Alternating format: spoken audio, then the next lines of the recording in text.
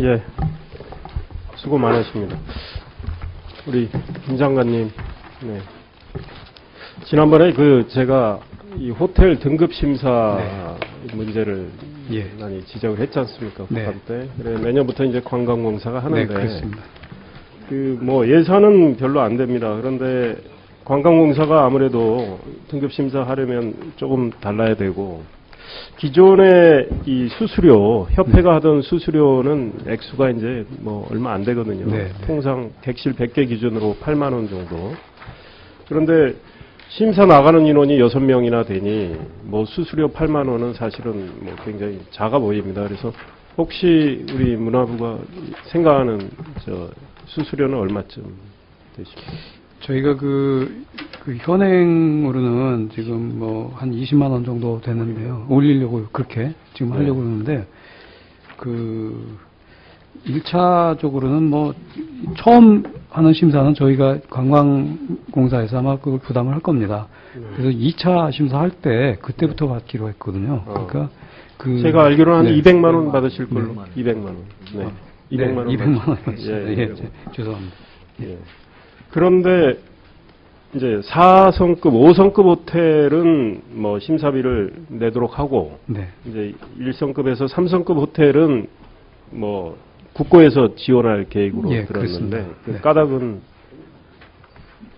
어떤 이유는 뭡니까? 아무래도 이 작은 영세하니까. 그것도 부담시키기로 했습니다. 여기 지금 이거 아닌가요? 네. 그래서 지금 보다 3성급도 그래서 1성급 같은 경우에 이제 자부담을 10% 하고요.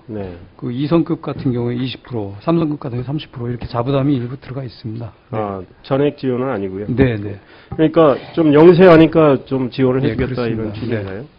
그런데 이제 관광진흥법 같은 경우는 숙박업 등급 결정할 때 신청하는 사람들이 수수료 내게끔 규정하고 있는데, 글쎄 형평성 문제가 제기될 수도 있는데 한번 연구를 좀 더 해보시죠.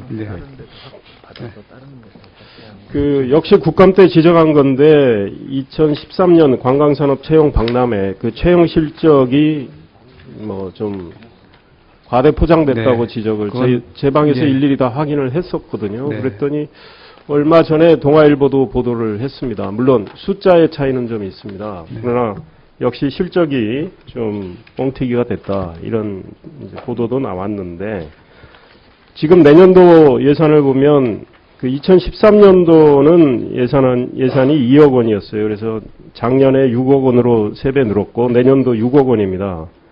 그런데 이렇게 실적이 좀 과대 포장됐는데 이 6억 원을 이걸 꼭 써야 되나요? 지금 분명히 이제 저희가 오류 잘못 이렇게 계산을 한 오류가 분명히 있고 그 잘못에 대해서는 저희도 잘 알고 있습니다. 근데 이 행사가 주는 영향이라고 그럴까요? 이게 이렇게 계속 반복돼 가면서 사실은 누적적으로 좀 좋아질 거라고 저희도 보고 있고요. 그리고 분명히 행사 그날 제가 가봤는데 굉장히 학생들한테 희망을 많이 주고 있고, 그래서 이 행사가 앞으로 좀 좋아질 것 같다는 생각을 갖고 있습니다. 채용 실적에 대해서 저희 방에서 좀 다시 한번 확인을 했는데 아직 집계 중이라고 답변을 하고 있거든요. 그러니까 사실은 이 행사가 취지는 좋은 것 같아요. 그런데 이제 참여업체들을 좀 물어보니까 채용 목적보다는 상담이나 소개하는 목적이에요. 그러니까 그러면 이 참여업체에 대한 엄선, 관리가 필요할 것 같아요. 근데 만약에 예산을 내년에 6억을 다시 배정돼서 썼다고 쳐요. 그런데 또 뻥튀기 실적이 나와서 내년 국감 때 지적을 받으면 그럼 면목이 없을 거 아닙니까? 그러면 이 유지하기가 어렵겠죠. 그러니까 업체 엄선하고 제대로 관리하는 게 필요할 것 같습니다. 저희가 이게 상담하고 상담 실적 갖고서 자꾸만 계산하다 보니까 이제 이게 채용은 그 뒤에 이루어져 갖고 아마 그게 조금 오류가 있었던 것 같습니다. 일부러 저희가 이걸 뻥튀기 하려고 그랬던 건 사실 아니고요.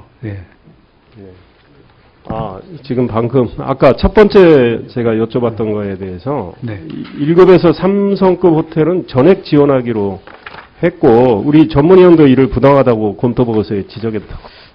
그러는데 왜 차이가 나죠? 저희가 다 예. 부담시키기로 했는데. 그 문제 제기가 아마 있었던 것 같습니다. 그래서 아마 저희가 문제 제기를 받고 수정을 하신 네, 거군요. 네, 네, 알겠습니다. 아마 우리 전문위원들 지적이 있었던 것 같기는 한데, 이 콘텐츠 코리아 랩 그 세부 편성 내역 중에 콘텐츠 창작자 해외 진출 사업, 이거가 다른 사업하고 유사하다. 네. 이런 내용입니다. 그러니까 이미 하고 있는 창업발전소 운영에서 하는 사업, 또 스타트업 사업에서 하는 거, 이거하고 유사한데 이거를 이렇게 중복적인 사업을 해야 되느냐, 이런 지적에 대해서는 어떻게 하시렵니까? 이게 이제 성장 초기에 그런 스타트업 창작자들한테 이 네트워킹 기회를 주려고 그러는 거라서, 이 어떤 면에서 보면 그 사전 조사 성격의 것이 좀 큰 편입니다, 이거는요. 그래서 그러면 조금 기존 사업하고는 약간 차별성이. 구분이 명확합니까? 나중에 네. 좀 자세히 설명을 네. 좀 부탁드립니다. 네. 예. 예, 우리 황우여 장관님께 여쭤보겠습니다.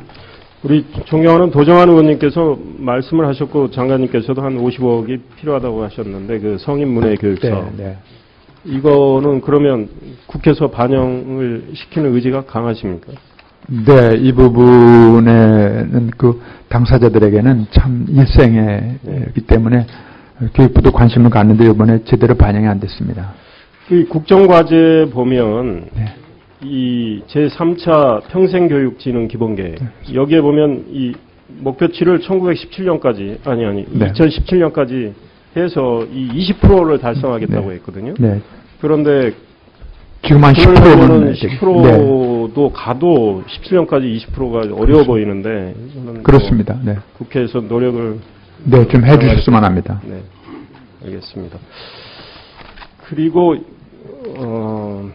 이게 문제 같아요. 동북아 역사재단 우리 국회 특위에서도 지적을 했는데, 상고사를 연구하는 인력이 없습니다. 우리 그런데 그런 필요성을 느끼면서 정부가 예산 편성할 때 예산을 요청하지도 않았어요. 그리고 이제 뒤늦게 국회 보고 이 연구 예산을 동북아 역사재단은 한 6억 원가량, 국편은 한 1억 3천만 원가량 이렇게 해달라는데, 이거는 좀 문제가 있어요.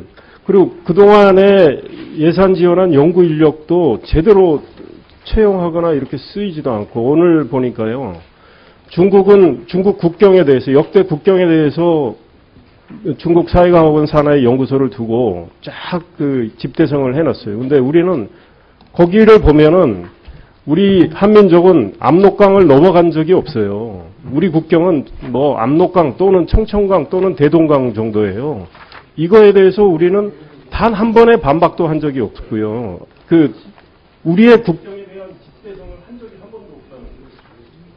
그런데 지금 역사재단에 있는 소위 사학자들, 대부분이 한쪽 사관을 가진 사학자들이라고 이제 처음까지 당사자 재단 쪽에서 얘기하고 있는데, 이분들에 대해서 그런 문제에 대해서 제기를 하고 연구를 하면은 안 된다는 거예요. 안 하는 거예요.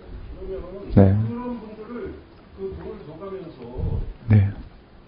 급여를 줘가면서 이걸 시키는 문제도 또 연구 과제가 그분들한테 계속 가고 있는데, 하나만 연구 과제를 돈을 들여서 하는 게 제일 이상해요. 그래서 재단의 그런 연구 인력을 물갈이를 해야 되는 거 아닙니까? 지난번에 대정부 질문에서도 의원님들이 지적을 해주셨고, 지금 여야가 국회에 그 특위를 만들어서 이 문제에 대해서 동북아 역사 왜곡 대책 특위의 결과물로 지금 말씀하시는 역사 인재 양성 사업을 일으키라 이렇게 해서, 이것이 정부 예산 마련 뒤에 제기된 아주 강력한 문제이기 때문에 이 부분에 대해서는 국회에서 논의 과정에서 좀 반영이 됐으면 하는 것이 장관으로서 입장입니다.